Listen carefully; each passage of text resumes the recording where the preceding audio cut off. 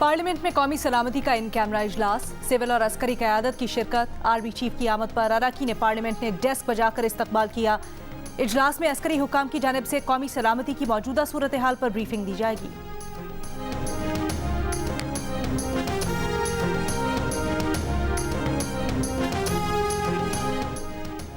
Punjab election के लिए कायम मकाम governor state bank election commission को बराह रास्त फंड्स जारी करे। सुप्रीम कोर्ट ने हुक्म दे दिया। पंजाब इलेक्शन के लिए फंड्स की अदम फराहमी पर चीफ जस्टिस ऑफ पाकिस्तान की सरबराही में 3 रुकनी बेंच की इन चेंबर्स समात मुकम्मल।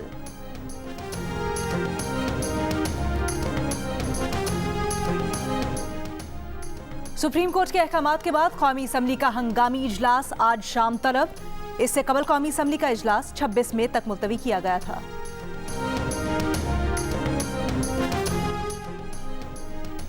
चीफ जस्टिस पाकिस्तान समेत सुप्रीम कोर्ट के 8 जजेस के खिलाफ सुप्रीम जुडिशल काउंसिल में रेफरेंस दायर। रेफरेंस में कहा गया है कि पार्लियामेंट के मंजूर supreme court practice and procedures bill समात के लिए मुकर्रर करके इख्तियारात से तजावुज किया गया।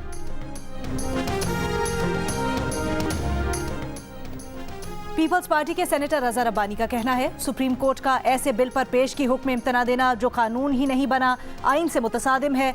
पार्लियामेंट का कानून साजी का इख्तियार ना कम किया जा सकता है और ना ही इसमें मुदाखलत की जा सकती है।